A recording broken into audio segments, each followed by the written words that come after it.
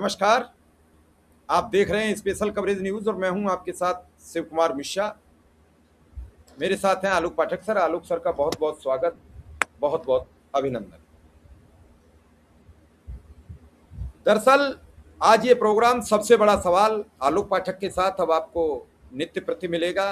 देश के उन बड़े मुद्दों पर हम बातचीत करेंगे। आज एक बड़ा मुद्दा उत्तर प्रदेश से है। आपको मालूम है कि उत्तर प्रदेश के मुख्यमंत्री संत समाज से आते हैं। कानपुर नगर के सिवली इलाके से कुछ साधु संत दंडवत करते हुए, यानी दंडवत का मतलब आप समझ गए होंगे, सड़क पर लेट लेट कर मुख्यमंत्री के आवास तक आए। आवास पे जाकर वो 5 कालिदास मार्ग पर मुख्यमंत्री से मिलना चाहते थे।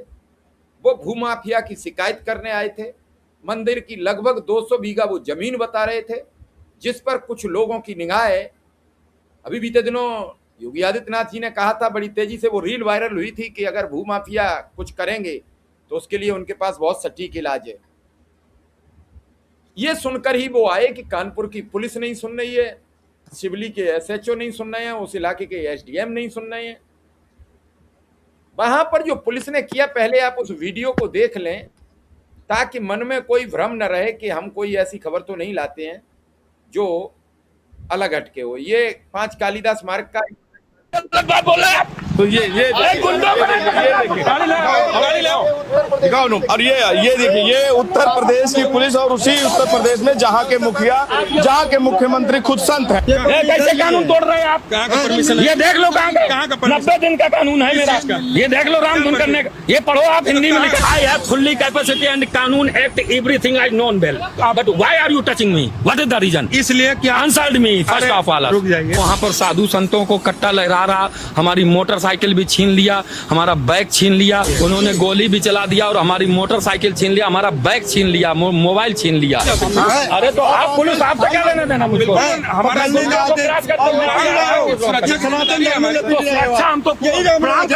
और ये संतों को यहाँ पर अब कहा जाए कि डिटेन कर लिया गया है इन्हें। I have fully capacity and कानून act everything I known well, but why are you touching me? What is the reason? इसलिए क्या answered me first of all. रुक जाइए। काय के लिए बैठे हैं आप? तो ये जबरदस्ती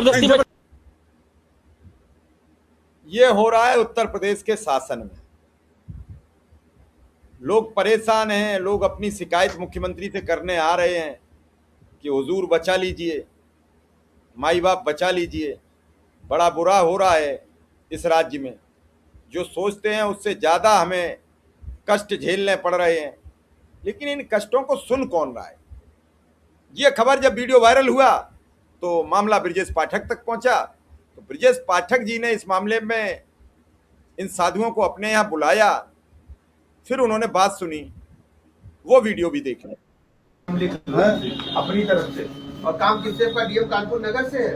जी जी जी हाँ जी हाँ, सब अधिकारियों के तो डीएम आप के लिख लो, साइन इनका हैं। काम करा के दो। हाँ, और ये काम हमारा जाएगा। हमने 3 बार गठित करके कोई गया नहीं वहाँ।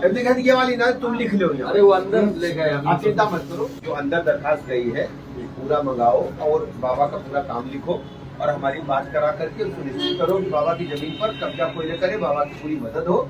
और जो 200 बीघा गौ चरा के पुलिस को तत्काल लगाया जाए। पुलिस ठीक है ना? इससे कोई वगैरह जाता आप लोग नहीं सुनोगे तो कौन सुनेगा? ठीक है ना? नहीं करने दे रहे। नहीं, आप करो, मन से करो और मन से करेंगे। राम नाम का गुंजायमान कर दो पूरे देश जी में। कर देंगे पूरे देश में। राम नाम का गुंजायमान कर दो, सनातन संस्कृत का झंडा लेकर के पूरे देश में जाओ। जी जी और जी। ये मकान, जमीन और पुलिस की सुरक्षा पूरी मिलेगी। ठीक है? अब आलोक सर आप बताइए कि क्या हो। मैं तो मुख्यमंत्री जी के उस भाषण को याद कर रहा था जो उन्होंने मऊ में दिया था। अब किसी माफिया में हिम्मत नहीं है किसी हिंदू को बंदूक दिखा सके या उसको कुछ कर सके। वो कह रहे हैं हमारी मोटरसाइकिल छीन ली। कहाँ आप ये बात कह रहे हो? अरे पहले मोटरसाइकिल छीन ली। ये कानपुर के सिवलू में है इनकी जैसा आपने बताया, इनके मंदिर पे इनको रामधुन का पाठ नहीं करने दिया जा रहा है। और मुख्यमंत्री कौन है? योगी आदित्यनाथ।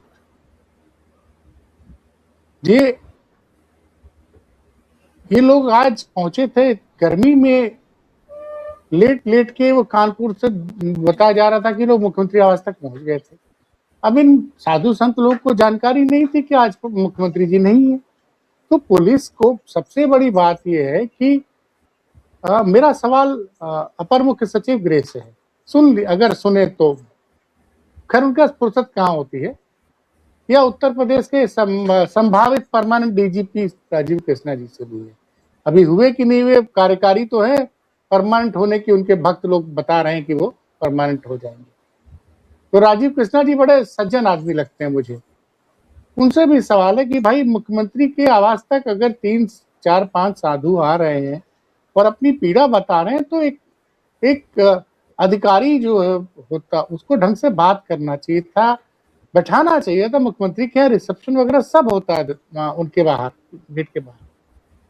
और जिस तरह से जो तस्वीरें आई वो विचलित कर रही, जो तस्वीरें विचलित इसलिए कर रही, मैं योगी आदित्यनाथ से मेरे वैचारिक मतभेद जबरदस्त, मैं स्वीकार करता, लेकिन एक दुनिया उनको संत मानती है, तो संत के यहाँ एक दूसरे संत आ रहे हैं तो उनका तो सम्मान होना चाहिए, भले वो मुख्यमंत्री हो ना हो। ये एक बड़ा सवाल है। अच्छा, जानते हैं ये मामला क्यों? क्योंकि यहाँ पे मैं आपको बताऊंगा, ये फ्रीडम वॉइस के बबलू यादव जी पत्रकार हैं, वो थे, उन्होंने वीडियो बनाया और ये वीडियो वायरल होने लगा। फेसबुक पे लोग बता रहे हैं 10 लाख से ज्यादा लोगों ने देख लिया। अब क्या होता है, जब संकट में होता है साधु संतों का मामला, तो मुझे लगता है 2 लोगों को आगे कर दिया जाता है, एक केशव मौर्य का, दूसरा ब्रजेश पाठक। सर एक नाम और बता दीजिए, केंद्र में जब मोदी सरकार संकट में होती है तो राजनाथ सिंह। नहीं, राजनाथ सिंह तो ये मामला तो खैर लखनऊ। आप सोचिए कि ये लोग पहले कानपुर में कमिश्नर के पास जाते हैं, जैसा वो कह रहे हैं। फ्रीडम वॉइस पे हमारे बबलू यादव जी ने इंटरव्यू लिया, उसको मैंने सुना ध्यान से। वो लोग कह रहे हैं कि हम लोग कानपुर, पुलिस हमारी बात सुन नहीं रही है। अच्छा, वो मुख्यमंत्री आवास तक पहुंच रहे हैं और उनके साथ जिस तरह से, मतलब साधु संतों को इस तरह से जबरदस्ती गाड़ी में नहीं बैठाना चाहिए। कोई अधिकारी, बड़ा अधिकारी आता, वो बबलू यादव ने उस पुलिस अधिकारी, मुझे लगता है इंस्पेक्टर लेवल का, से बात करने की कोशिश की तो उन्होंने कहा कि मैं अधिकृत नहीं हूं मीडिया से बात करने के लिए। अब आप समझिए, मैं एक एक करके चीजें गिना रहा हूं क्योंकि मैं चीजें भूलता नहीं हूं, और ये मेरी जिम्मेदारी बनती है कि ये जो दावा किया जा रहा है कि योगी आदित्यनाथ मतलब सनातन के सबसे बड़े पुरोधा, अगर योगी आदित्यनाथ सनातन के सबसे बड़े पुरोधा, सबसे बड़े मानने वाले हैं, पहला सवाल, माघ मेले में स्वामी अमृतेश्वरानंद के साथ क्या हुआ? बटुकों की चोटी खींची गई, चुटिया खींची गई, जांच बैठी, कितने पुलिसकर्मियों पे कार्रवाई हुई? आज तक नहीं पहुंची। जब शंकराचार्य महाराज जी ने स्नान करने से मना कर दिया तो केशव जी ने माफी मांगी कि महाराज जी हम माफी मांग रहे हैं, आप स्नान कीजिए। ब्रजेश पाठक जी ने बोल लिया, और उसके बाद देखा लोगों ने कि जब गौ रक्षा के लिए एक आंदोलन चला रहे हैं स्वामी अमृतेश्वरानंद जी, वो लखनऊ आते हैं तो कितनी तरह की बंदिश उनकी सभा पे लगाई गई, ये सब देखा है। ये भक्त मीडिया डरे, क्योंकि भक्त मीडिया लोक भवन के जो सरकार के टैक्स के पैसे से जो धन आता है, जिसको बांटा जाता है कि तुम लोग भैया दिन रात योगी का गुणगान करो, वो उनकी मजबूरी है योगी जी का गुणगान करे। लेकिन हम योगी जी को सच्चाई का आईना दिखाने की कोशिश करते रहेंगे जब तक इस धरा पर हैं। मेरी कोई व्यक्तिगत दुश्मनी योगी जी से नहीं है। समस्या यह है कि योगी जी के आसपास चाटुकारों ने एक घेरा बना रखा है, ये योगी जी का नुकसान कर रहे हैं। और इन्हीं चाटुकारों ने मायावती को सत्ता से बाहर किया, इन्हीं चाटुकारों ने, ये जो एक होता है ना आई एम सेफ सर्विस, और ये जो पत्रकार पहले अखिलेश जी क्या दंडवत होते थे, अब यहां दंडवत होते हैं। मैं बहुतों को जानता हूं। ये घेरा इन तक सच नहीं पहुंचने दे रहा, क्योंकि मेरी योगी आदित्यनाथ से 2-3 बार अच्छी खासी मुलाकात है। तो उसमें मुझे समझ में आता है, लेकिन ये जो तंत्र बन गया है अब उन तक सही सूचना पहुंचने नहीं दे रहा और वो गलत फैसले लिए होते चले जा रहे हैं। मैं जब ये मेरे पास किसी का फोन आया आज शाम को कि आलोक जी आपने वो वीडियो देखा क्या? हमने कहा क्या हुआ? अरे वो साधु संत आए थे रामधुन आते, बताइए रामधुन गाने के लिए मना किया जा रहा मुख्यमंत्री आवास के पास। भाई रामधुन अगर भारत की धरती पर नहीं गाया जाएगा तो क्या पाकिस्तान में लाहौर में गाया जाएगा? और रामधुन अगर जो नरेंद्र मोदी की सरकार में नहीं गाया जाएगा, योगी आदित्यनाथ की सरकार में नहीं गाया जाएगा, तो किसकी सरकार में गाया जाएगा भाई?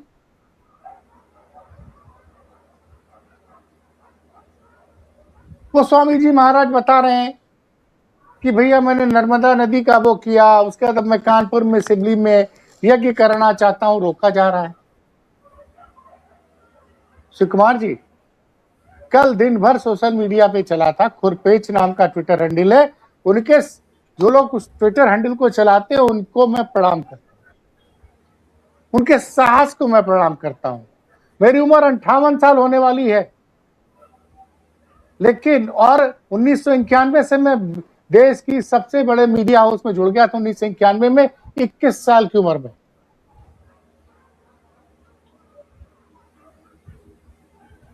और मैंने बहुत से बड़े मीडिया हाउसेस में काम किया 1991 से लेकर 2020 तक,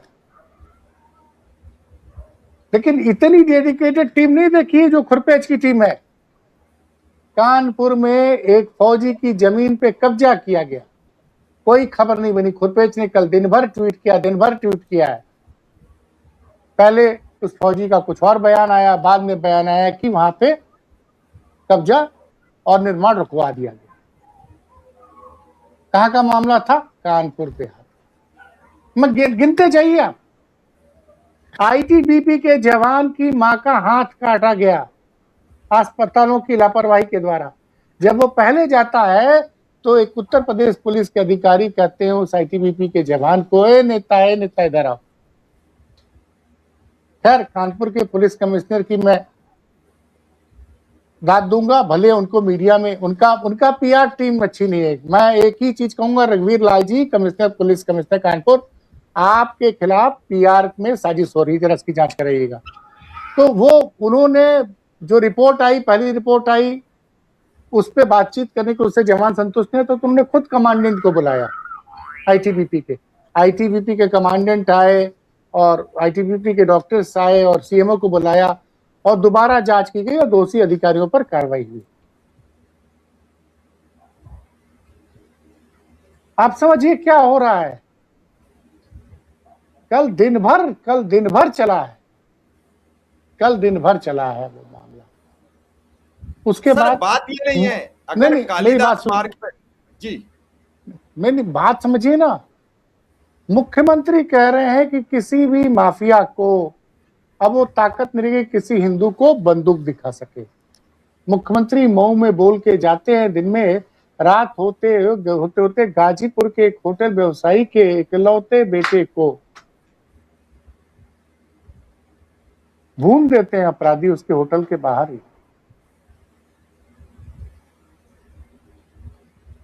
मुख्यमंत्री जी, आपकी पुलिस क्या कर रही है? और दिन में दृश्य आता है प्रयागराज में हिस्ट्री सीटर फायरिंग कर रहा है ताबड़तोड़। शाम होते होते खबर आती कि पैरा ओलंपियन गोल्ड मेडलिस्ट एक त्यागी नाम का लड़का, उसकी लाश मिलती है गाजियाबाद में, पुलिस बताती है कि गोली लगी हुई है। कौन सा उत्तर प्रदेश है भाई? 2 दिन पहले लखनऊ में, 3 दिन पहले एक प्रॉपर्टी डीलर को दिन दहाड़े भून दिया गया। उसके बाद शिवम सिंह नाम का एक भारतीय जनता पार्टी का पदाधिकारी था, वो आया था अयोध्या से लखनऊ। उसका सिगरेट की दुकान पे कुछ लोगों से विवाद हुआ, लोगों ने उसको पीट के उसकी जान ले ली। अभी खबर आई है कि मुख्यमंत्री जी ने वो कानून व्यवस्था मीटिंग की थी, उसके बाद वहां के एसीपी, एसएचओ और विभूति खंड और विस्तार के एसओ को वहां से ट्रांसफर किया गया।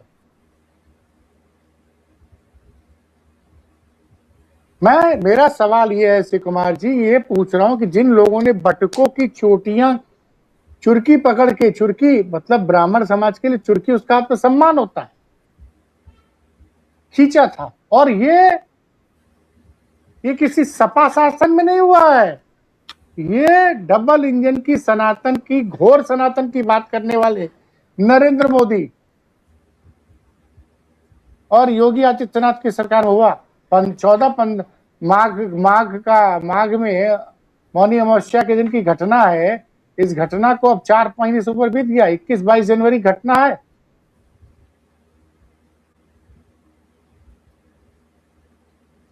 पांच महीने से ऊपर का समय हो गया, अब तक पता नहीं चला कि दोषी अधिकारियों पे क्या कार्रवाई हुई। सर सवाल और यह है जब- कि अगर हाँ। कालिदास मार्ग पर भी अपनी कोई व्यथा लेकर जाए और उस व्यथा में उसकी ऐसे खिंचाई, पकड़ के बेइज्जती, घसीटा जाए, वो भी साधु संत समाज को, अगर ये योगी आदित्यनाथ की जगह किसी विपक्षी दल की सरकार होती और साधुओं के साथ ये पुलिस व्यवहार कर देती तो भूचाल नहीं आ जाता? अरे अब तक सारे जो सरकारी विज्ञापनों से चलने वाले जो भोपू हैं नोएडा वाले, सब अब तक तांडव कर रहे होते। 2-4 तो स्क्रीन के बाहर कूद गए होते। उसको सरकार को सनातन विरोधी बनाते। और एक अब ब्रिजेश पाठक आएंगे। पाठक जी कितने ब्राह्मणों के आंसू पोंछेंगे, एक बड़ी नहीं पर साधुओं के आंसू पोंछेंगे। मेरा पाठक जी से सवाल है कि पाठक जी आपने उन साधुओं का सम्मान किया, अच्छी बात है, लेकिन जरा ये बताइए कि माघ मेले में जब आपने कहा था कि केशव मौर्य जी से भी मेरा सवाल है कि भैया माघ मेला में दोषी पुलिस अधिकारियों पे क्या कार्रवाई हुई? श्री कुमार जी, मैं बनारस का रहने वाला हूं, भोले बाबा का भक्त।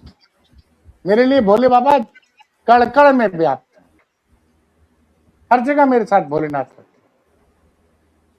जो ज्योतिष पीठ के शंकराचार्य हैं उनको शिव भक्त माना जाता है।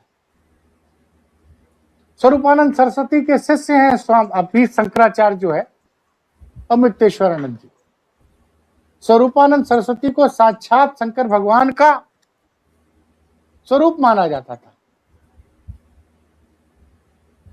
और अखिलेश यादव की सरकार में अमृतेश्वरानंद जी के ऊपर पुलिस ने लाठियां भाजी थी।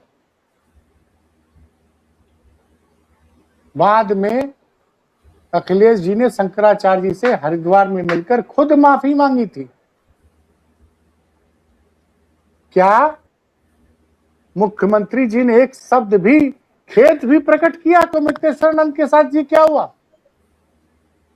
किसी साधु और संत को अहंकार शोभा नहीं देता है। और योगी जी जो आपके अकारण बड़ाई करते हैं, जो अकारण आपके चरणों में गिरते हैं, वो आप चापलूस हैं, वो आपका भला कभी नहीं सोचते हैं। मैं भक्तों की बात नहीं करता हूं कि कोई आदमी भक्ति भाव से है, आपको प्रणाम करे, आपके सामने दंडवत हो जाए तो वो आपकी पीठ को प्रणाम करता है, आपके प्रति सम्मान रखता है। लेकिन ये जो चाटुकार आपके चारों तरफ फैले हुए हैं, जो दिन रात आपके चरणों में गिरते रहते हैं, क्योंकि जो पता ही रामधुन, वो कह रहे थे हम यही इसी सड़क पे रामधुन गाते, कि नहीं यहाँ नहीं गा सकते, हाई सिक्योरिटी जोन है। फिर हाई सिक्योरिटी जोन में रामधुन गाना मना होता है क्या? कोई संविधान ऐसा है क्या? वो बोल रहे हैं साधु महाराज कि भैया चेक कर लो, मेरे पास लंगोट के अलावा कुछ नहीं है। अरे वो दंडवत करते करते, मैंने पूरा दर्शकों से कहूंगा कि फ्रीडम वॉइस का वो वीडियो जाके देखें। इतनी गर्मी में दंडवत करते करते सड़क पे आ रहा है कोई साधु, आप उसको पानी पूछिए, उसको जलपान कराइए। मुख्यमंत्री आवास में जलपान की व्यवस्था होती है और जनता के टैक्स के पैसे से होता है। पुलिस और उनके अधिकारी को अपने पॉकेट से नहीं करना होता है।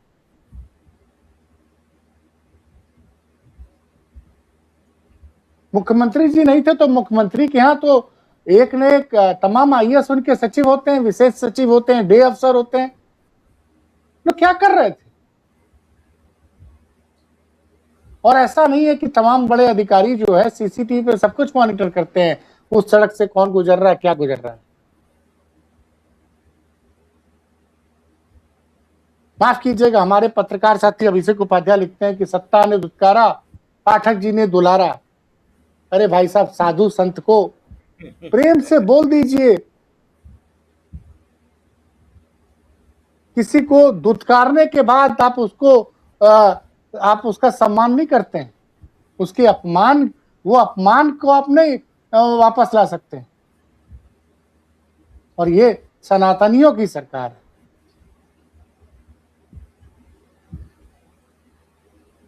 चलिए सर, अब देखते हैं कि सनातनी सरकार क्या इनका सम्मान लौटाएगी, या फिर योगी आदित्यनाथ उन पुलिसकर्मियों के खिलाफ कार्रवाई करेंगे, या फिर सिवली थाने की पुलिस के खिलाफ कार्रवाई करेंगे, या कानपुर पुलिस के खिलाफ। हमें प्रतीक्षा रहेगी। फिलहाल इस खबर को यहीं विराम देंगे। आपने बड़ी महत्वपूर्ण खबर दर्शकों तक पहुंचाई है, इसके लिए आपका बहुत बहुत आभार, बहुत बहुत धन्यवाद।